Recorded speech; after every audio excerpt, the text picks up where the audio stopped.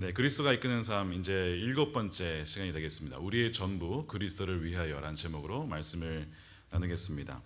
위스턴 휴 오든이라는 영국 태생의 시인이 있습니다. 필리처 상도 받았고 T.S. 엘리엇과 함께 영국의 그 시인을 대표하는 사람인데요. 이 오든이 쓴 미술 박물관이라는 시가 있습니다. 근데 이 시는 이카루스의 추락이라고 하는 그림을 보고 영감을 받아서 지은 시입니다. 이카루스는 그리스 신화의 인물입니다. 그는 밀랍으로 붙인 그 날개를 달고 크레타 섬을 탈출하기로 합니다. 그래서 아버지와 함께 그 날개를 만들어서 탈출을 합니다. 근데 문제는 이 밀랍으로 날개를 붙였기 때문에 너무 높게 날면 태양에 의해서 밀랍이 녹아서 추락할 수가 있고, 너무 낮게 날면 바다의 그 수증기 때문에 날개가 무거워질 수 있는 그런 위험, 그래서 항상 그 중간을 날아야 된다는 것을 아버지가 늘 가르쳤어요. 그래서 때가 되어서 그 날개를 달고 날기 시작합니다. 그런데 너무 자유롭게 날다 보니까 이카루스가 너무 태양 가까이까지 올라가게 되면서 이 밀랍이 녹게 된 것이죠. 그래서 이카루스는 바다에 추락을 하고 맙니다. 바로 이 사진입니다. 한번 보여주십시오. 이것이 이카루스의 추락이라는 그림입니다. 자, 이카루스가 어디 있는지 여러분 찾아보실 수 있겠습니까? 이카루스에 어디 있죠? 이카루스가? 찾기가 어렵습니다. 어디 추락했는지 모르겠어요. 처음에 저도 저 뒤에 그 허연 거기에 뭔가 추락한 줄 알고 거기를 계속 보고 있었는데 거기가 아니라 오른쪽에 보시면 배가 있고 그 밑에 보시면 두 다리가 보입니다. 네, 거기에 이카루스가 바다에 떨어져 죽어가고 있는 그 상황을 이 그림으로 그리고 있죠. 그런데 이 그림은요, 이카루스의 추락이긴 하지만 이 화가가 보이고자 하는 것은 저게 아니라 다른 데 있습니다. 이카루스가 추락해서 바다에서 빠져 죽어가고 있음에도 불구하고 너무나 태연하게 자신의 삶을 살아가는 세 사람이 등장합니다. 가운데 보시면 농부가 열심히 밭을 갈고 있고, 그 위에는 목자가 양들을 돌보고 있고, 그리고 이카루스가 추락한 그곳의 바로 밑에 보시면 한 낚시꾼이 바다에서 낚시를 하고 있습니다. 분명 저 사람은 이카루스가 추락한 것을 봤을 겁니다. 그럼에도 불구하고 아랑곳하지 않고 자신의 일을 열심히 하고 있고요. 목자도 분명 저 거리라면 첨벙하는 소리를 들었을 겁니다. 그러나 오히려 등을 돌린 채 서 있습니다. 농부도 역시 뭔가 고개를 돌린 채 고의적으로 보지 않으려고 하는 그 모습을 보여주고 있지요. 이 화가는 이 사진을 통해서 뭔가 우리에게 전달을 하고 싶었던 겁니다. 오드는 이 그림을 보면서 아무도 이카루스의 고통에 귀 기울이지 않는 사람들의 모습을 표현하고자 했습니다. 시에서. 그래서 이렇게 그가 시를 씁니다. 브리겔의 이카루스를 보라. 모든 것이 고통으로부터 등을 돌리고 있지 않은가. 그것도 꽤나 여유로운 모습으로. 만일 저 농부나 목자, 낚시꾼이 정말 작가의 의도대로 이카루스가 물에 빠졌음에도 불구하고 의도적으로 각자 할 일을 한 것이라고 한번 칩시다. 자, 그러면 여러분들 중에 저 세 사람이 잘못됐다, 저래서는 안 된다라고 생각하신 분 계십니까? 아마 계실 거예요. 아니면 뭐 이카루스가 빠진 게 무슨 상관이, 나와 상관없는 사람이니까 그냥 각자의 일을 한 것도 뭐 큰 문제는 아니다라고 생각하시는 분 또한 계실 겁니다. 즉, 저 세 사람이 좋은 사람이냐 나쁜 사람이냐 나름대로의 여러분 판단을 하실 거예요. 판단을 하실 때 여러분 무엇을 기준으로 판단을 하고 계십니까?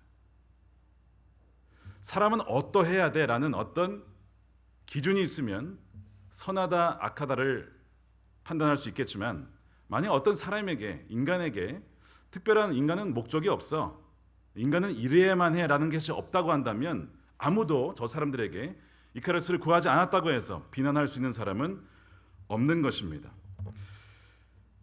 예를 들어서 목적을 알지 못하고 사람이든 사물이든 그것이 좋다 나쁘다는 분간할 수가 없습니다. 시계를 예를 들면 이 손목 시계를 가지고 여러분 만약에 제가 1층 공사할 때 못을 박는데 이 손목 시계로 막 쳤다고 칩시다. 그래서 시계가 부러졌어요. 망가졌어요. 이 좋은 시계를 나쁜 시계라고 할 수 있을까요? 말이 안 되는 거죠. 시계는 못을 박도록 만들어진 것이 아니기 때문에 그렇습니다. 시계는 뭘 위해 만들어졌어요? 시계의 목적은 시간을 알리는 겁니다. 그러니까 좋은 시계냐 나쁜 시계냐는 이 시계가 시간을 잘 알려주냐 아니냐로 판단하는 것이죠. 마찬가지로 인간의 목적이 무엇이냐, 인간이 왜 존재하느냐, 무엇을 위해 살아야 되냐를 알지 않고서는 어떠한 사람을 선하다 악하다, 좋은 사람이다 나쁘냐를 말할 수가 없는 겁니다. 왜냐하면 목적을 모르기 때문에 그렇습니다. 인간이 지어진 목적이 없다, 나는 하나님이 있는지 없는지도 모르겠다라고 하시는 분이 계실지도 몰라요. 그렇다고 한다면 그 사람에게는 그 인간의 선악을 말할 수 없습니다. 왜냐하면 인간이 지어진 목적을 모르면서 누군가를 향해서 저 사람은 바르게 살지 않는다 그렇게 말할 수 있는 것은 모순이라는 겁니다. 시계의 목적은 시간을 알려주는 것, 그것이 목적이라면 좋은 시계는 시간을 잘 알려주는 겁니다. 마찬가지로 인간의 목적이 분명히 뭔가 있을 겁니다. 그것을 알아야 그 사람의 삶이 혹은 나의 삶이 선한 삶인지 나쁜 삶인지, 좋은 삶인지 나쁜 삶인지를 우리가 분간할 수가 있다는 것이죠. 인간이 지어진 목적이 없다라고 한다면 저 물에 빠진 이카루스를 구하지 않는 저 세 사람을 향하여서 아무도 비난할 수가 없는 거죠. 오든이라는 이 사람은 신앙을 버린 사람입니다. 본래 영국 성공회 지방에 태어나서 신앙을 갖고 있다가 청년이 되면서 신앙을 버렸어요. 자신의 친구들도 다 지식인층이 되었습니다. 똑똑한 사람들이 되었어요. 그들도 신앙을 버립니다. 친구들도 신앙을 버리고 나도 신앙을 버리고, 이 세상에 옳고 그름은 없고 심지어 신은 없다라고 믿게 된 거예요. 그러니까 옳고 그른 것은 없다는 거죠. 절대적인 것은 없다. 다 사람들이 자기가 좋은 대로 하면 되는 것이지 옳고 그름이 어디 있느냐, 이렇게 믿기 시작한 것이죠. 굉장히 그럴듯하지 않습니까? 아마 여러분들 중에 혹시 그런 생각을 하신 분이 계실지도 몰라요. 근데 그러다가 그가 어떤 계기로 다시 기독교의 진리를 받아들이고 교회로 돌아가게 되면서 많은 사람들에게 충격을 안겨줍니다. 아니, 그 오든이 다시 기독교를 믿게 됐다고? 배신자 막 이러면서 그를 욕하기 시작해요. 왜 오든은 그 자신이 버렸던 기독교의 신앙을 다시 찾게 되었을까? 이유가 있습니다. 그가 영국에서 살았을 때에 나치즘이 발발하기 시작합니다. 그리고 그 독일이 영국을 공격하기 시작하죠. 그 나치를 보는데 이 1940년대의 나치즘은요, 모든 사람들을 위한 정의와 어떤 자유를 우리는 믿는다 하는 어떤 척도 안 하고 그냥 대놓고 사람들을 죽이고 대놓고 사람들을 핍박하고 심지어 유대인들을 인종청사라는 이유로 다 죽여버리는 거예요.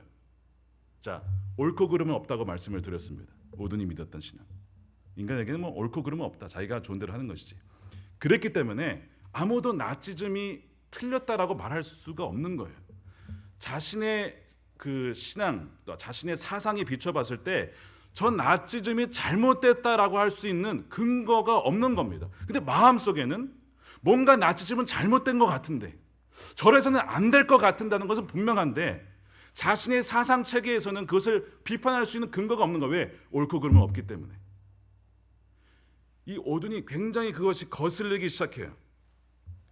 그래서 인간에게 특별한 목적이 없다라고 생각했는데 그냥 살다가 즐기다가 죽는 거지, 인생은. 그런데 인간에게는 뭔가 이래야만 하는 목적이 있는 것이 아닐까라 그가 고민하기 시작해요. 그는 생각하기를 만일 나치즘은 틀렸고 신은 없고 자기가 믿고 싶은 대로 믿는 그 당시의 영국의 자유주의, 그냥 자기가 믿고 싶은 대로 신은 없다라고 하는 그 자유주의가 옳다면 도대체 무엇을 기준으로 우리는 우리의 가치관은 옳고 저 나치즘은 나쁘다, 부당하다라고 말할 수 있는가? 그가 막 고민을 하기 시작합니다. 여러분, 자연세계의 원리는 뭐였죠? 약육강식의 원리입니다. 강한 동물이 약한 동물을 잡아먹는 거예요. 그렇죠? 그게 자연세계입니다. 우리가 너무 자연스럽게 발견할 수 있는 자연세계의 원리예요. 인간이 진화의 산물이라고 주장하는 사람들이 많이 있습니다. 그렇죠? 여러분들 중에서 아마 그렇게 믿는 분이 계실지도 모르겠어요. 인간이 진화의 산물이라면 역시 그 자연세계의 원리에 지배를 받습니다. 자, 그렇다면 동일하게 강한 인간이 약한 인간을 지배하는 것이 옳지 않습니까? 강한 나라가 약한 나라를 짓밟는 것이 자연스러운 거 아닙니까? 그런데 분명히 약육강식의 원리가 맞다라고 해놓고선 갑자기 강한 나라가 약한 나라를 침공하면 저것은 나쁘다라고 얘기하는 거예요. 그럼 그 나쁘다는 근거는 어디서 나온 건? 모순이라는 것이죠. 뭔가 모순이라는 겁니다. 이것이 오든이 겪었던 갈등이었습니다. 그는 하나님이라고 하는 절대적인 기준이 없는 한 내 감정이나 생각이 다른 사람의 생각보다 더 정당하다고 말할 수 있는 권리가 없음을 그가 깨닫게 돼요.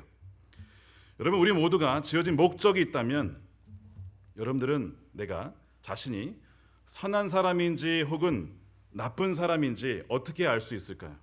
우리가 이것을 알려면 말씀드린 대로 우리가 무엇을 위해서 지음 받았는지를 그 목적을 알아야만 구분이 된다고 말씀을 드렸습니다. 자, 성경은 분명하게 우리가 무엇을 위해서 태어났고 지음 받았는지를 말씀하고 있습니다. 골로새서 1장 16절에 말씀인데 우리 함께 읽겠습니다. 시작.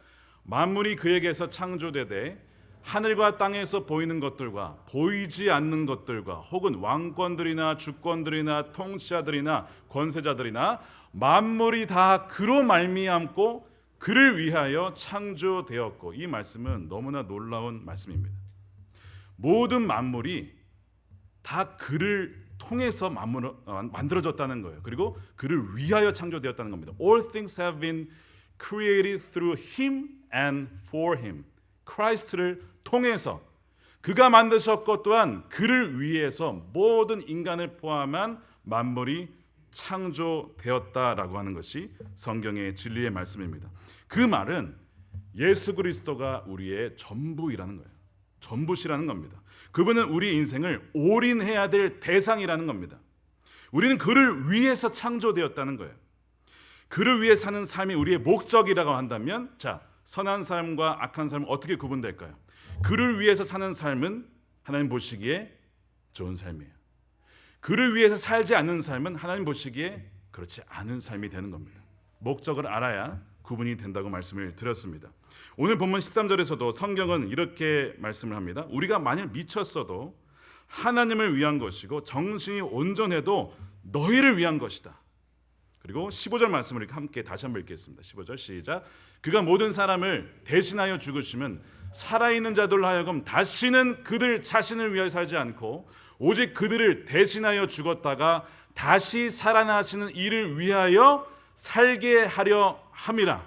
예수님이 십자가에서 죽으신 이유는요, 우리로 하여금 다시는 나 자신만을 위해 살지 않고 우리를 위해서 죽으셨다가 살아나신 예수 그리스도를 위하여서 살게 하시려고 십자가에서 그분이 죽으시고 사셨다는 거예요. 이것이 그리스도인의 삶의 목적입니다. 이것이 우리가 지음받은 목적이에요. 그분이 귀히 여기시고 크게 여기는 자가 바로 그 사람입니다. 성경에 보면 우리 지난 금요일에 잠깐 나누었지만 주님께서 보시기에 큰 자가 있다는 거예요. 주님께서 보시기에 작은 자가 있다는 겁니다. 그럼 큰 자가 누구였냐면 세례 요한이라고 했어요. 세례 요한이 왜 큰 자냐? 예수님께서 이런 얘기를 합니다. 여자가 낳은 자 중에 그보다 큰 사람이 없다. 이거는 주님의 기준입니다. 세상 기준으로는 세례 요한은 굉장히 보잘것없는 사람이었어요. 광야에 살았죠. 집도 없죠. 그런데 주님이 보시기에는 사람이 낳은 자 중에 그보다 큰 사람이 없다라는 겁니다. 왜 그러냐면 세례 요한은 자신의 인생을 오직 예수 그리스도 위해서 드렸고 예수 그리스도가 오는 길을 예비했던 사람이기 때문에 그렇습니다. 그래서 자신의 삶을 통해서 사람들이 하나님께 나아갈 수 있도록 섬긴 그 사람이었기 때문에 주님 보시기에 세례 요한이 가장 큰 자였습니다. 오늘 15절에 보시면 그를 위하여서 산 사람도 있지만 다른 사람도 있음을 보여줍니다. 무슨 사람이냐면, 어떤 사람이냐면 자신을 위하여 사는 사람입니다. 자신을 위하여 사는 사람. 아까 그 그림에서 농부와 목자와 낚시꾼이 뭐가 문제입니까? 자신을 위해서 열심히 사는 거예요. 근데 오늘 본문에 보면 자신을 위하여서 사는 사람의 부류가 있다고 말씀을 하면서, 근데 그러한 삶은 더 이상 우리가 살아서는 안 된다라고, 그것 때문에 주님이 우리를 위해서 죽으셨다고 말씀하죠. 세상에서 주님을 위해 살지 않아도요 성공할 수 있습니다. 어렸을 때 여러분 아마 기독교 신앙 가진 분들 중에 이런 고민하신 분이 있어요. 어떻게 하나님 믿지 않는데 더 잘 되지? 왜 그러냐면 이 세상에 원리, 원칙이 있기 때문에 그래요. 수고하고 헌신하고 씨 뿌린 자에는 심은 대로 거둔다라는 일반적인 원리가 있기 때문에 그렇습니다. 그렇기 때문에 하나님 믿지 않아도요 성공할 수 있고 부자 될 수 있고 인정받을 수 있습니다. 이것이 원리, 원칙이에요, 이 세상에. 그런데 아까 말씀드린 대로 시계로도 못을 바꿀 수 있어요. 연습을 잘하고 프랙티스를 하게 되면 어느 정도 못을 효과적으로 바꿀 수 있습니다. 그러나 시계는 그렇게 만들어진 게 아니라고 말씀을 드렸어요. 우리의 인생도 우리 자신을 위해서 정말 대단한 인생을 살아날 수 있습니다. 우리에겐 그런 능력이 하나님으로부터 주어졌어요. 하나님의 형상대로 지음받았기 때문에 그분의 창조 능력이 우리에는 있습니다. 대단한 사람이에요, 우리 인간들은. 그런데 그걸 위해서 지음받은 것이 아니라고 말씀을 드렸어요. 미쳤어도 하나님을 위하여서, 온전하여도 너희를 위하여서, 다른 이들을 위하여서, 궁극적으로 하나님을 위하여서, 그리스도를 위하여서 사는 삶이 우리가 지음받은 목적이라는 겁니다. 이카루스의 추락의 그림을 다시 한번 보여주시기 바랍니다. 말씀드린 대로 각각 농부, 목자, 낚시꾼 하나씩 보면요 너무나 귀한 삶이에요. 얼마나 열심히 밭을 가는지 모릅니다. 얼마나 그 양떼들을 잘 돌보는지 몰라요, 목자가. 그리고 저 낚시꾼은 언제부터 낚시를 했는지 모르겠지만 어쨌든 낚시를 열심히 하고 있어요. 각각만 보면 전혀 문제가 없습니다. 오히려 일을 하지 않는 것이, 게으른 것이 더 문제라고 볼 수 있어요. 그런데 저 사진을, 저 그림을 크게 보게 되면 분명히 저기에 사람이 죽어가고 있고 아마 구출하지 않으면 죽을 텐데 그것을 알고도 오로지 내 자신만을 위해 살아가는 그 삶은 결코 아름다워 보이지 않습니다. 뭔가 마음이 불편하다는 것이죠. 우리 아까 집사님 기도에 누군가의 그 아픔에 귀 기울이지 않는 우리의 그냥 지나쳐버리는 우리의 마음들, 우리의 삶들, 그것이 우리의 삶이 아니냐라고 기도를 드리셨는데 저것이 또 그와 같습니다. 열심히 사는 것은 좋은데 그러나 과연 이것이 오직 이것만이 내가 이 땅에 태어난 목적일까라고 했을 때 성경은 아니요라고 말씀을 하는 겁니다. 우리는 생각해 봐야 됩니다. 왜 저들이 공통적으로 고개를 돌리고 있는지, 무시하고 있는지, 그러면서 우리 자신을 투영해서 봐야 돼요. 나의 삶도 마치 저와 같지는 않은가? 열심히 수고하고 밭 갈고 나의 일을 열심히 해서 수고하고 있지만 그러나 죽어가는 누군가에 향한 시선조차도 돌리지 않고 죽어가는 생명에 대해서 관심이 없는 나의 삶은 마치 저와 같다는 것입니다. 우리가 지음받은 이유는 오직 그리스도를 위해서, 또한 그리스도가 죽으신 그 잃어버린 양들을 위해서 우리 자신을 드려야 된다는 것입니다. 자신만을 위해서 살라고 우리는 지음받은 것이 아니라는 거예요. 사도 바울은 예수 그리스도를 만난 이후에 삶의 방향이 바뀌었습니다. 자기의 의로움을 나타내는 자신을 위한 삶에서 이제는 그리스도를 위한 삶으로 바뀌게 되죠. 무엇이 그를 바꾸었냐면 오늘 14절에 그리스도의 사랑 때문입니다. 자, 이 말씀 함께 읽어보겠습니다. 시작. 그리스도의 사랑이 우리를 강권하시는도다. 우리가 생각하건대 한 사람이 모든 사람을 대신하여 죽었은즉 모든 사람이 죽은 것이라. 그 한 사람은 예수 그리스도고 모든 사람은 우리 사람들입니다. 우리가 죽어야 될, 우리가 받아야 될 형벌을 그 예수 그리스도께서 대신 죽으심으로 말미암아 우리가 다 그 형벌을 받은 것처럼 쳐주셨다라는 것이죠. 이게 얼마나 큰 사랑인지는 우리가 어떠한 형편에 있었는지를 아는 사람만이 깨닫습니다. 내가 사형 형벌을 받았는데 누군가가 대신 죽는다. 그래서 내가 죽지 않게 되었다. 그것을 얼마나 깨닫느냐, 거기에 따라서 우리가 주님의 그 사랑을 알게 되는 것이죠. 사도 바울은 회심하기 전에 자신의 힘으로 열심히 율법을 지켜서 어떻게 보면 구원을 받으려고 노력했습니다.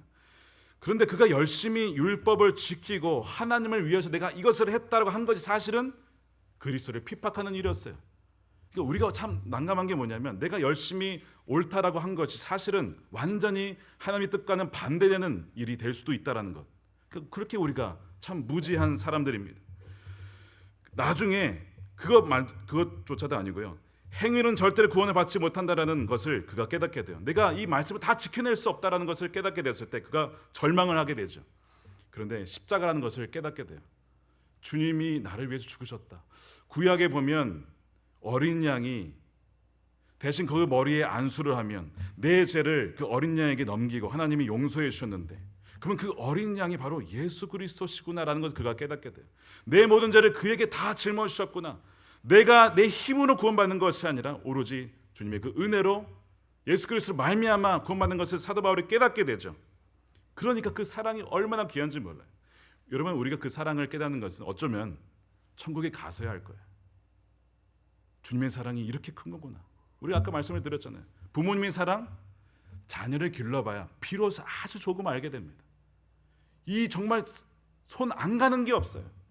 그렇게 자녀를 기른 겁니다. 마찬가지로 하나님의 사랑이 얼마나 큰지는 아마 우리는 이 세상에서 다 아마 알지 못할 거예요. 바울은 그 사랑을 깨닫자 그 그리스도의 사랑이 자신의 삶의 원동력이 되고 동기가 되고 자신의 삶의 목적은 오직 for Christ, 예수 그리스도를 위하여서 살겠다라고 다짐을 하게 되죠. 14절에 나오는 그리스도의 사랑이 우리를 강건하신다라는 이 강건이라는 단어, 영어로 이렇게 되어 있습니다. To press together. 함께 뭔가를 이렇게 어떤 프레스를 주는 거예요. 뭐냐면 하나님의 그 사랑이, 그리스도의 사랑이 나로 하여금 어딘 곳으로 계속 몰고 간다는 것입니다. 그러면서 다른 어떤 의미가 있냐면 다른 여지를 내게 주지 않는다. Leave us no choice예요. 그리스도의 사랑을 깨달은 사람은 다른 선택의 여지가 없다는 겁니다. 뭐예요? 오직 그리스도를 위하여 살 수밖에 없다는 겁니다. 그리스도의 자기 희생적 사랑, self-sacrificing love는 바울의 자기를 추구하는 사랑, self-seeking love의 삶을 제한시켰다는 겁니다. 우리 모두는요, 자기 추구, 자기 사랑을 얼마나 추구하는지 몰라요. 관심만, 뭔가 시간만 있으면 나를 위해서 어떻게 하면 좀 더 할 수 있을까? 오직 관심이 me, more 여기에만 관심을 갖게 되는 것이죠. 그게 self-seeking love예요. 근데 self-sacrificing love, 그리스도의 그 사랑을 깨달으면 더 이상 나를 위해서 살 수가 없게 된다는 것이죠. 오로지 자기만을 위해 살아가는 이카루스 추락에 나오는 그 사람들이 주님의 사랑을 깨닫게 된다면 이제는 이웃을 위해 돌아보게 되고 또한 잃어버린 그 영혼들을 향하여서 살아가게 된다는 것입니다. 바울은 우리가 미쳤어도 하나님을 위해서, 온전하여도 너희를 위한 것이다라고 고백하죠. 사도 바울은 자신에게 주어진 사도라는 직분에 죽기까지 충성을 하게 됩니다. 왜냐하면 그리스도의 사랑이 강건하시기 때문에 나에겐 더 이상 다른 초이스가 없습니다. 주님의 사랑을 깨달은 이상 내가 무슨 초이스가 어디 있어요? 나를 위한 삶을 어떻게 살아갈 수 있겠습니까? 주님을 위해서 내가 살아가는 겁니다. 어떤 사람이 자신에게 맡겨진 직분을 얼마나 충성스럽게 감당하느냐를 보면 그가 그리스도의 사랑을 얼마나 받았는지를 알게 됩니다. 요즘에 새벽기도에 사람들이 좀 많이 늘었어요. 한 몇 주 전에 제가 목회팀에게 그런 말씀을 드렸습니다. 우리가 새벽 예배를 더 잘 준비했으면 좋겠습니다. 그 어려운 그 아침 일찍 일어나서 여기까지 오시는 분들에게 우리가 영의 양식을 정말 기도하면서 잘 준비해서 드리는 것이 우리의 중요한 사명이 있기 때문에 결코 그냥 준비하지 마십시다. 하고 권면을 드렸어요. 근데 그래서 그런 건지 새벽 기도에 더 많이 오시기 시작했습니다. 여러분, 목회자가 성도님들을 사랑하면 그 설교의 길이에 있어서 크게 두 가지로 나뉘게 됩니다. 하나는 길이가 짧아집니다. 어떤 교회에 찬양이 너무 굉장히 길었던 어떤 찬양이 어떤 예배가 있었나 봐요. 그러니까 이제 어떤 방문객이 다 참여를 했는데 찬양이 굉장히 좋았던 것 같아요. 근데 보통보다 좀 많이 길어서 그 교회의 자제였던 것 같아요. 물어봤습니다. 이 교회 찬양이 굉장히 기네 했더니 마침 그 아이가 그 담임 목사님의 아들이었습니다. 우리 아버지는 설교를 길게 못해서 찬양을 길게 하는 겁니다. 그런 얘기를 하시는 거예요. 저는 그 얘기를 듣고 목사님 우리 성도님들 사랑하시는구나. 주중에 얼마나 피곤한데 그 와가지고 길게 하면 안 되니까 짧게 딱 하고 예배를 마치는 겁니다. 성도님들을 사랑하면 설교가 짧아질 수 있어요.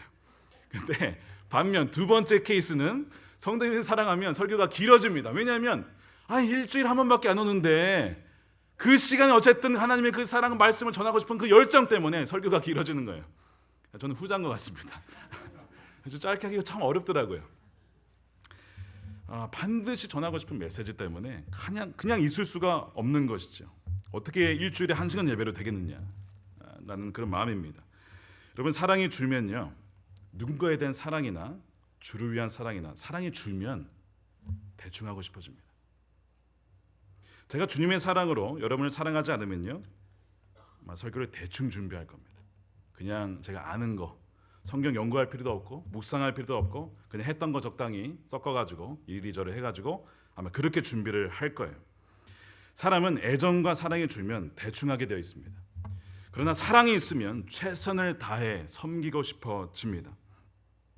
저는 아직도 잊지 못하는 신방이 하나 있습니다. 많은 신방들이 있었지만 그 중에 하나는 어떤 교우분의 어머님이 오셔서 저희 내외를 초대해 주셨습니다. 그 음식을 준비해 주나. 저희는 신방 갈 때 음식 준비하지 말라 그래요. 그래서 차 하나만 준비해 주면 딱 좋습니다. 음식 준비하느라 다른 거기 신경 써가지고 정작 신방을 못 하기 때문에 여러분 아실 거예요. 여러분 그렇게 받으신 분들 많을 겁니다. 그래서 그렇게 했으면 좋겠다라고 했는데 혹시 아니라고 오시라는 거예요. 그래서 저는 갔는데 깜짝 놀랐어요. 너무 준비를 너무 많이 하신 거예요. 반찬이 20가지가 넘는 겁니다. 그래서 제가 그걸 보면서 처음에는 자녀를 위해서 한 거겠지. 근데 자녀를 위해서는 그렇게 안 한다는 겁니다. 3일간 4일간 막 그냥 장을 보시고 어마어마하게 준비를 하셨어요. 제가 그거를 먹지를 못하겠더라고요. 너무 준비를 하셔서. 근데 제가 무슨 생각이 들었냐면 그 마음이 들었어요. 이분이 정말 주님을 사랑하시는구나. 왜냐하면 인간을 이렇게 준비할 수가 없는 거예요. 이게 저희를 사랑한다고 보다 주님을 너무 사랑하기 때문에 그 사랑을 우리에게 보여주시는 것이구나 하는 것을 깨달았습니다. 제가 그래서 그날 식사를 많이 먹기도 했지만 또한 주님의 사랑을 많이 깨닫게 됐고 동시에 회개하게 됐습니다. 나도 주님을 사랑하기 때문에 이렇게 헌신적으로 목회하며 준비하고 있는가라고 했을 때 그렇지 못한 부분들이 참 많았다는 것을 깨닫게 됐어요. 그 사랑이 강건하기 때문에 이렇게 섬기시는구나. 그래서 그날 이후로 다시 한번 다짐했습니다. 제가 준비할 수 있는 영의 식사는 말씀과 성경 공부와 이런 것들인데 주님께서 나에게 그 사랑을 베풀어 주셨으면 저도 대충 하지 않겠습니다. 정말 정성을 다해서 준비하겠습니다. 그런 다짐을 했던 계기가 되었습니다. 오늘 5장 15절에 뭐라고 되어 있죠? 우리가 사는 이유는요, 다시 살아나신 이를 위하여서 살게 하시라고 주님이 죽으셨다는 겁니다. 다시는 우리 자신을 위해 살지 않고 다시 살아나신 주님을 위하여서 우리가 살기 위해서 주님이 죽으신 거예요. 이것이 우리가 살아야 될 인생의 목적입니다. 성경은 우리가 주를 위해 살도록 우리에게 직분을 주셨다고 했어요. 오늘 읽지 않았지만 그 뒷부분의 18절에 보시면 우리에게 무슨 직분을 주셨냐면 화목하게 하는 직분을 주셨다. 그리고 20절 말씀을 우리 함께 읽겠습니다. 20절 시작. 우리가 그리스도를 대신하여 사신이 되어 하나님이 우리를 통하여서 너희를 권면하시는 것 같이 그리스도를 대신하여 간청하노니 너희는 하나님과 화목하라. 20절에 그리스도를 대신하여 사신이 되었다는 부분을 영어로 보면 We are ambassadors for Christ.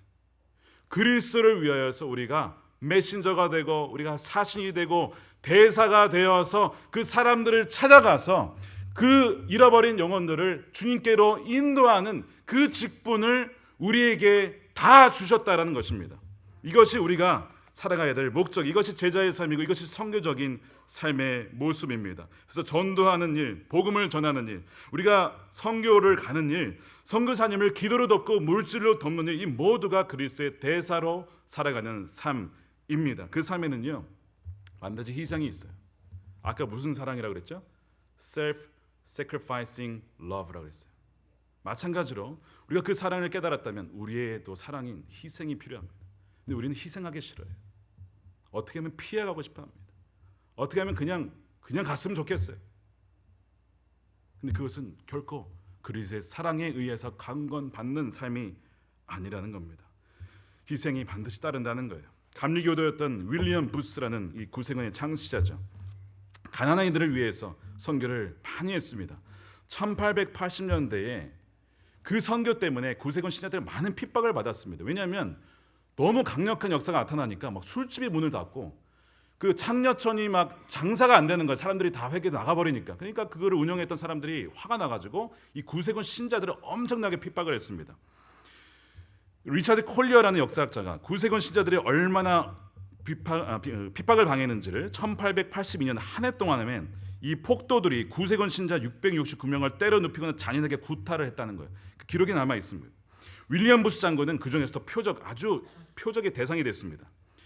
한 번은 영국 중부 지방을 그가 순회를 하고 있었는데 길가에 한 불량배가 윌리엄 부시 장군에게 침을 뱉었습니다. 탁 침 뱉은 거예요. 그 앞에 있던 부관이 있었는데 부관이 너무 당황스러워가지고 이거를 이렇게 닦으려고 하는데 이 윌리엄 부시 장관이 괜찮습니다. 이것은 주님이 나에게 주시는 메달입니다. 딱 그러는 거예요. 메달이라는 거예요, 이것이. 이해가 안 가지 않습니까? 이게 무슨 메달이에요? 무슨 침뱉 맞는 게 메달입니까? 근데 이게 사도행전 말씀에 보면 이해가 가요. 사도행전 5장 41절에 이렇게 되어 있습니다. 사도들은 그 이름을 위하여, 한번 보여주십시오. 사도행전 5장 41절. 사도들은 그 이름을 위하여 능력 받는 일에 합당한 자를 여기심을 기뻐했더라는 거예요. 우리가 잃어버린 기쁨입니다. 이것이 어떻게 기쁨입니까? 모욕이죠. 그런데 그들은 말씀을 전하다가 성결을 하다가 복음을 전하다가 핍박을 받고 조롱받는 그 일을 기쁘게 여겼다는 거예요. 우리가 그리스도의 고난에 동참할 수 있는 자로 주님이 우리를 여기셨구나. 너무 기쁘다라는 거예요. 윌리엄 부시도 마찬가지였습니다. 이 침 뱉으면 메달이라는 거예요. 우리가 그리스도를 위해서 산다면 이 잃어버린 기쁨을 다시 찾게 될 것입니다. 여러분은 그리스도를 위해서 무엇을 하고 계십니까? 19살의 한 독일의 청년이 법대를 갔습니다. 공부를 해서 졸업을 했어요. 그의 목표가 뭔지 아십니까? 세상의 남자가 되기 위함이었습니다. Man of the world. 세상에 알아주는 남자가 되기 위해서 법대를 졸업한 거예요. 그러다가 그가 어느 날 디셀도르프라는 곳에 한 화랑에 갔다가 17세기 초에 이탈리아 화가였던 도메니코 페티가 그린 이 사람을 보라라는 그 그림을 보게 됩니다. 이 그림이에요. 이 작품은 빌라도가 예수님의 채찍질한 후에 사람들 앞에 도로 내놓는 장면을 그린 것입니다. 예수님은 가시 면류관을 쓰고 계시고 손은 묶여 있습니다. 근데 이 19세 청년이 그 앞에 서서 이상하게 저 예수님의 저 모습이 자신의 심장을 꿰뚫는 것처럼 그렇게 느껴졌습니다. 그리고 그 그림 아래 라틴어로 이렇게 쓰여 있는데 그 말씀이 자신에게 주시는 말씀으로 들리죠. 내가 너를 위해서 이렇게 십자가를 졌는데 너는 나를 위하여서 무엇을 하고 있고 나를 위해서 무엇을 하겠느냐.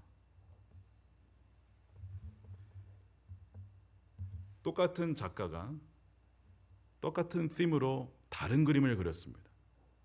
다음 장 보여주세요. 이것도 같은 작가가 그린 건데 이번엔 시선이 우리를 향하고 있죠. 예수님이 쳐다보시는 겁니다. 그러면서 여러분들에게 물으십니다. 내가 너를 위하여서 이 고난을 당하였는데 너는 나를 위하여서 넌 나를 위하여서 무엇을 하겠느냐라고 오늘도 주님께서 우리에게 물으십니다. 이날 19세 청년이 그리스도께 자신을 바칩니다. 평생 그분을 위해 살게 해 주십시오. 이 사람 바로 니콜라스 루트비 폰 진젠도르프입니다. 이분은 모라비아 교도를 이끌었고 전 세계 선교를 위해서 헌신하고 무엇보다 이 모라비아 교도들로 인해서 존 웨슬리가 회심을 하게 되는 계기가 됩니다.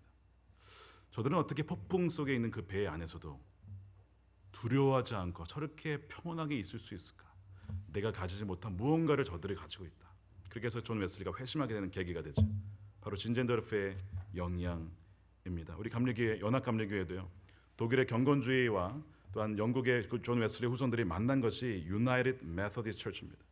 그러니까 진젠도르프의 영향을 우리도 역시 그 유산을 받고 있는 것입니다. 사랑하는 성도 여러분, 우리는 더 이상 우리를 위해서 살도록 지음받은 존재가 아니라는 거예요. 주님이 우리를 위해서 죽으시고 사신 이유는 더 이상 우리가 우리를 자신만을 위해서 살지 않고 그분을 위해 살고 또한 그분이 사랑하시는 그러나 주님을 알지 못하는 이들을 위해서 살도록 우리를 지으신 겁니다. 그리스도의 사신이 되어서 그리스도를 위해서 사시는 저와 여러분들이 되시기를 주님의 이름으로 축복합니다. 그래서 주님의 사랑이 우리의 동력이 되고 동기가 되고 주님이 오시는 그날까지 오직 우리 인생이 주님에 의해서 주님을 위해서 드려졌다라고 고백할 수 있는 복된 인생이 되시기를 축복합니다. 기도하겠습니다.